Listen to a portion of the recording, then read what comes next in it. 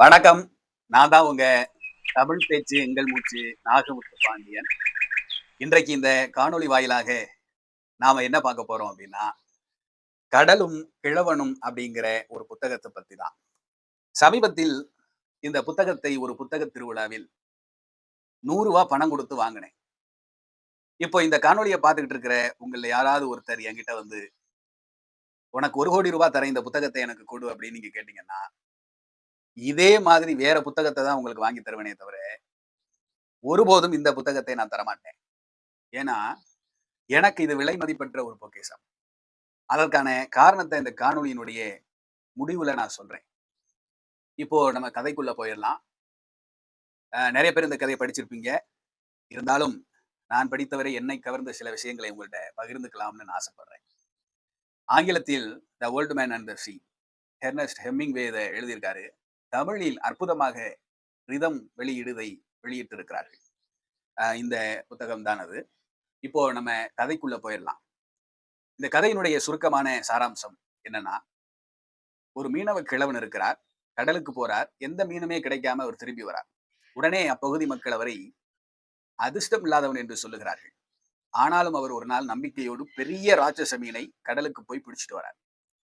இதுதான் இந்த கதையினுடைய சுருக்கமான சாராம்சம். இப்போ இதுல என்னை கவர்ந்த விஷயம் அப்படி என்னன்னா, இந்த கதையினுடைய கதாநாயகன் மீனவ கிழவன் கதை முழுக்க ஏகப்பட்ட தக் லைஃப் குடுத்து வச்சிருக்காரு.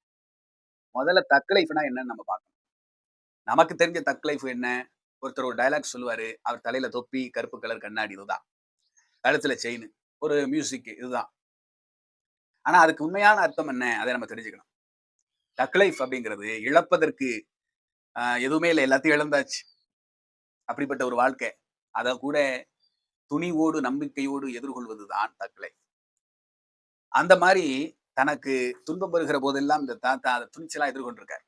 "இடும்பைக்கு இடும்பை படுப்பர்" வள்ளுவர் சொன்னார் இல்லையா? துன்பத்திற்கு துன்பம் கொடு. அந்த வகையில் இந்த தாத்தா துன்பத்திற்கு துன்பம் கொடுத்திருக்கிறார். தாத்தா வர்றாரு, சிதற விட போறாரு. இந்த பாட்டு இந்த தாத்தாவுக்கு, இந்த கதையினுடைய கதாநாயகன் தாத்தாவுக்கு 100% என்னங்க 200% பொருந்தும். இப்போ அந்த தக் லைஃப் எல்லாம் நம்ம பார்க்க போறோம். எந்தெந்த இடத்துல துணிச்சலா அத எதிர்கொண்டிருக்காரு. கதையோட பார்க்க போறோம். வாங்க. கதை தொடங்குது. என்னோட அப்படியே டிராவல் பண்ணி வாங்க. ஒரு மீனவ கிழவன் இருக்கிறார் கதாநாயகன். அந்த நம்ம தாத்தான்னு வச்சுக்குவோம். அந்த தாத்தாவுக்கு உதவியாக ஒரு சின்ன பையன் இருக்கான். அவன் எப்பொழுதும் தாத்தாவோட மீன் பிடிக்க போவான். ஒரு கட்டத்துல எல்லாரும் பெரியவங்க எல்லாரும் சொல்றாங்க, "இந்த தாத்தா அதிர்ஷ்டம் இல்லாதவன். கடலுக்கு போனா மீன் பிடிக்காம வருவாரு. நீ போகாதன்னு" சொல்றாங்க. அதனால அவன் போறத நிறுத்துறான் தாத்தாவோட. ஆனா அந்த பையனுக்கு தாத்தா மேல ஒரு அலாதியான பிரியம். தாத்தா அதிர்ஷ்டமானவன் என்று அந்த பையனுக்கு தெரியும். இருந்தாலும் பெரியவங்க பேச்ச கேட்கும் விதமாக கொஞ்ச நாளைக்கு போகாம இருக்கான். இன்னைக்கு 84வது நாள். வச்சுக்கோங்க அப்படி. நாளை 85வது நாள். இன்னைக்கு 84வது நாள் என்ன நடக்குது அப்படின்னா, 84 நாட்களாக தாத்தாவுக்கு எந்த மீனும் கிடைக்கல. இப்போ நாளைக்கு கடலுக்கு போகுறதுக்கான தேவையான பொருட்கள்லாம் எடுத்து வச்சுக்கிட்டு நம்பிக்கையோட நாளை 85வது நாள். அதிர்ஷ்டம் வரும் அப்படின்னு நம்பிக்கையோட பொருட்கள்லாம் அந்த பையனும் தாத்தாவும் எடுத்து வச்சுட்டு இருக்காங்க. இப்போ இந்த பையன் இந்த தாத்தாட்ட சொல்றான், "தாத்தா, என்னிடம் புதிதாக 4 மீன் புழுக்கள் இருக்கின்றன. அதை உனக்கு நான் தருகிறேன்னு" சொல்றான். தாத்தா இத கேட்டுட்டு துணிச்சலா சொல்றாரு பாருங்க. எதிர்காலத்தை பற்றிய எந்த பயமும் இல்லாமல் நம்பிக்கையோடு சொல்லுகிறார். "எனக்கு 1 குடு போதும். அந்த 1 வச்சுக்கிட்டு நான் மீன் பிடிச்சுருவேன்" அப்படிங்கிறார். நம்பிக்கையோட சொல்றார். அடுத்து பாருங்க கொஞ்ச நேரத்துல அந்த பையன் சொல்றான் தாத்தாட்ட, "தாத்தா, இது செப்டம்பர் மாசம் தாத்தா. குளிரா இருக்கும். நீ கடலுக்கு போகாதடா." அத கேட்டுட்டு தாத்தா துணிச்சலா சொல்றாரு பாருங்க. அத எப்படி எதிர்கொள்றாரு பாருங்க. மே மாசம் வெயில் காலம். யார் வேணாலும் மீனவன் ஆகலாம். இது குளிர்காலம். அதுவும் பெரிய மீன்களுக்கான காலம். நான் துணிச்சலா போறேன். எல்லாரும் மீனவன் ஆக முடியாதுங்கிறார். அடுத்து பாருங்க எக்ஸலென்ட்டா இருக்கு பாருங்க. இந்த பையன் தாத்தாட்ட சொல்றான், "தாத்தா, காலையில என்னைய சீக்கிரம் எழுப்பி விடு. உன்னைய வழி அனுப்பி வைக்கணும்." இத கேட்டுட்டு தாத்தா சொல்றாரு, "வயதுதான் என் அலாரம், கடிகாரம்." அவன் சொன்னான் அந்த பையன் சொன்னான், "என்னை துயிலெழுப்பும் கடிகாரம், அலாரம் நீதான் தாத்தான்னா." இப்ப அத கேட்டுட்டு தாத்தா சொல்றாரு பாருங்க, "வயதுதான் என் அலாரம், கடிகாரம். ஏன் கிழவர்கள் அதிகாலையில் சீக்கிரம் எழுந்திருக்கிறார்கள் தெரியுமா? இருக்கின்ற நாட்களாவது இருக்கின்ற நாட்களாவது நீண்ட நாட்களாக இருக்க வேண்டும் என்பதற்காகத்தான்." அப்படி எக்ஸலென்ட்டா சொல்லியிருக்காரு பாருங்க. கொஞ்ச நாள் தான் இருக்க போறோமா, அதுவும் நீண்ட நாளா இருக்கணுமா. காலையில விடியுது.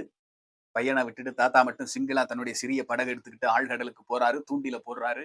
பெரிய ராட்சச மீன் மாட்டுது. ஒரு கட்டத்துல அந்த மாட்டுன ராட்சச மீன் அசைவில்லாமல் அமைதியா இருக்கு. உடனே அங்க ஒரு தக்லை போடுறாரு பாருங்க. என்னை எல்லாம் அதிர்ஷ்டம் இல்லாதவன்னு சொல்றான். உன்னைய பிடிக்கிறத தவிர எனக்கு வேற வழி இல்ல. என்னைய மாரி நீயும் வேற வழி இல்லாம தவிக்கிறியா? அமைதியா இருக்கிறியா? அப்படின்னு கேட்கிறாரு. மீனுகிட்ட பேச்சுவார்த்தை நடத்திட்டு இருக்காரு. சில போராட்டங்கள். ஒரு தனி கிழவனா இருந்து இழுக்கிறாரு. உடம்பு முழுக்க காயம். ஒரு கட்டத்துல ப்ரே பண்றாரு. அருள் நிறைந்த மரியே வாழ்க! கர்த்தர் உம்முடனே. அவர் சாமிய வணங்குறாரு. மாதாவ வணங்குறாரு. என்ன வணங்குறாரு? அந்த மீன் உயிரோட இருக்கணும்ங்கிறதுக்காகவா? இல்ல. அந்த மீன் சாகணும்னு ப்ரே பண்றாரு. அவருக்கு அந்த நேரத்துல எப்படி பிரார்த்தனை பண்ணணும்னு தோணியிருக்கு பாருங்க. அடுத்து பல போராட்டம். இழுக்கிறாரு. இப்ப பிளேட்ட மாத்துறாரு. கடவுளுக்கே கன்ஃப்யூஸ் ஆகுற மாரி ஒரு தக்லைஃப் குடுக்குறாரு. முதல்ல சாகணும்னு அந்த மீன் ப்ரே பண்ணாரு. அது செத்துருச்சு. அந்த செத்த மீனினுடைய ரத்த வாடைப்பட்டு அத சாப்பிட சுறா மீன்கள் கூட்டம் வருது. இப்ப என்ன ப்ரே பண்றார்ன்னா, என்னை காப்பாத்து. நான் பிடித்த இந்த மீனை காப்பாத்துங்கிறார். முதல்ல சாகணும்னு ப்ரே பண்ணாரு. இப்ப செத்த மீன காப்பாத்துன்னு ப்ரே பண்றாரு. கடவுளே கன்ஃப்யூஸ் ஆயிட்டாரு பாருங்க. இப்படி திரும்பவும் பல போராட்டம். ஒரு வழியா அந்த சுறா மீனெல்லாம் குத்தி கொன்னு பார்க்குறாரு. அப்ப ஒரு பகுதி தான் பிடித்த மீனினுடைய ஒரு பகுதி இறைச்சிய அந்த சுறா மீன்கள் வந்து சாப்பிட்டுருச்சு. அந்த மீனினுடைய எடை குறையுது. அப்ப பாருங்க, அவர் வந்து ஐய்யய்யோ! நம்ம பிடிச்ச மீன சாப்பிட்டுருச்சே அப்படின்னு வருத்தப்படல. இன்பப்படுறார். என்னன்னா, நான் தனி ஒரு கிழவனா இழுக்க முடியாம இழுத்தேன். இப்ப எடையினுடைய இறைச்சி பகுதி அவைகள் எல்லாம் சுறா மீன்கள் எல்லாம் சாப்பிட்டதுனால கொஞ்சம் குறைஞ்சிருக்கு. இப்ப இழுக்க ஈஸியா இருக்குங்கிறார். துன்பத்தில் கூட ஒரு இன்பம். அப்புறம் பல போராட்டம் பண்ணி இந்த சுறா மீனெல்லாம் குத்தி கொன்னு, ஒரு வழியா தான் பிடித்த ராட்சச மீனை கரைக்கு கொண்டு வரார். எப்படி கொண்டு வரார் பாருங்க. பட்ட கஷ்டத்துக்கு பலன் இல்ல. வெறும் மண்டை, முள், எலும்புக்கூடு. இத தான் கொண்டுட்டு வரார். அப்ப கூட என்ன அவரு பாருங்க நினைக்கிறாரு, வருத்தப்படல. மகிழ்ச்சி தான் படுறாரு. உடம்பு முழுக்க காயம். மீனெல்லாம் சாப்பிட்டுட்டு போயிடுச்சு, தோத்துட்டோம். வருத்தமே படல. நல்ல வேளை என் படகுக்கு ஒண்ணும் ஆகலை. ஏன்னா, படகு இருந்தா எப்ப வேணாலும் மீன் பிடிச்சிருக்கலாம். மீன் பிடிச்சுக்கலாம். படகுக்கு ஒண்ணும் ஆகல. ஏன்னா, இப்ப அது போய் இப்ப மிஸ் பண்ணாலும் கூட, என் படகு நல்லா இருந்தா எப்ப வேணாலும் நான் போய் மீன் பிடிச்சுக்குவேன். எவ்வளோ துணிவா அத எதிர்கொள்றாரு பாருங்க. இப்படி இந்த இத அப்படியே மகிழ்ச்சி அடைஞ்சுட்டு, அந்த மீன அப்படி கரையிலேயே போட்டுட்டு, படுக்கையில போய் படுக்கிறாருங்க ஒரு பக்கம். அவர் வீட்டுக்கு போய் படுக்கிறார். படுத்துட்டு அவர் என்ன சிந்திக்கிறார் பாருங்க. இந்த தோல்விய பற்றி அவர் சிந்திக்கிறார் இல்ல. படுக்கை தான் என் ஆகச் சிறந்த நண்பன்கிறார். உண்மையிலேயே நாம் தூங்குகிற ஒரு 6 மணி நேரம் அதுதாங்க உண்மையான நிம்மதி. உண்மையான ஆறுதல். அதை தரக்கூடிய படுக்கை தான் நண்பன்கிறார். நாம என்னைக்காவது நம்ம படுக்கைய பத்தி சிந்திச்சிருக்கோமா? செவ்வாய் கிரகத்த பத்தி சிந்திக்கிறோம்.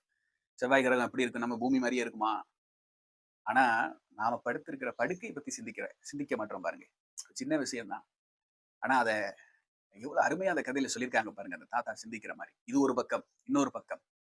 அந்த மண்டை, எலும்பு கிடக்கு. அதிர்ஷ்டம் இல்லாதவன்னு தாத்தாவ சொன்னவங்க எல்லாம் போய் அத அளந்து பார்க்குறாங்க சைஸ. இவ்ளோ பெரிய மீன பிடிச்சுட்டு வந்திருக்காரே அப்படின்னு. ஆச்சரியப்படுறாங்க. இப்போ திரும்பவும் அந்த பையன் போய் தாத்தாட்ட நான் திரும்பவும் உன் கூட கடலுக்கு வர்றேன் அப்படின்னு சொல்வதாக இந்த கதை முடியுது. இந்த கதையை நான் முழுமையாக படித்தவரை என்னுடைய நான் பெற்றுக்கொண்டதுன்னு ஒண்ணு இருக்கும் தெரியுமா? ஆன்லைன். அது என்னன்னா, இவரு சொல்லியிருக்காருங்க. அந்த ராட்சச மீனை இழுத்து இழுத்து உடம்பெல்லாம் காயப்பட்ட போது, அதை கடல் நீரில் உள்ள உப்பு தண்ணீரில் கழுவி கழுவி அதை குணப்படுத்தினாராம்.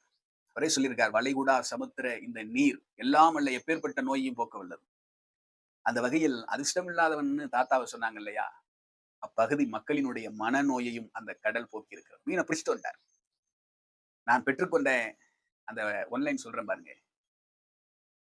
நம்மை ஏளனமாக பேசக்கூடிய ஊர்வாயை அடைக்க நல்லா கவனிக்கணும். நம்மை ஏளனமாக பேசிய ஊர்வாயை அடைக்க, நாம் ஒரு செயலில் வெற்றி பெற்று தான் காண்பிக்க வேண்டும். அப்படி காண்பிச்சு தான் அவங்க வாயெல்லாம் அடைக்கணும்னு எந்த அவசியமும் கிடையாது. முயற்சி செஞ்சாலே போதுங்க. இந்த தாத்தா மாரி. முழுமையான மீன அவர் பிடிச்சுட்டு வரல. அண்டை எலும்போட தான் பிடிச்சுட்டு வந்தார். இருந்தாலும், நான் பிடிச்சுட்டு வந்துட்டேன்ல, அந்த முயற்சிய அவர் காமிச்சுட்டார். அதிர்ஷ்டம் இல்லாதவன்னு சொன்ன வச்சவங்களையே அளந்து பார்க்க வச்சுட்டார். அந்த வகையில் முயற்சி செஞ்சு கொண்டே இருப்போம் இந்த தாத்தா மாரி அப்படின்னு சொல்லிட்டு, இந்த காணொளியினுடைய தொடக்கத்துல ஒண்ணு சொல்லியிருப்பேன். இது எனக்கு விலை மதிப்பற்ற பொக்கிஷம். என்ன காரணம் அப்படின்னா, நகைச்சுவை ஜாம்பவான். கலைமாமணி பேராசிரியர் கு. ஞானசம்பந்தம் ஐயா அவர்கள் கைப்பட எனக்கு எழுதி கொடுத்த ஒரு வாழ்த்து. தமிழகத்தின் மிகச்சிறந்த நகைச்சுவை பேச்சாளர் தம்பி நாகமுத்து பாண்டியன் அவர்களுக்கு அப்படின்னு போட்டு அன்புடன் அவர் ஐயாவுடைய கையெழுத்து போட்டு கொடுத்துருக்காங்க. பாருங்க ₹100 வாங்கினேன்.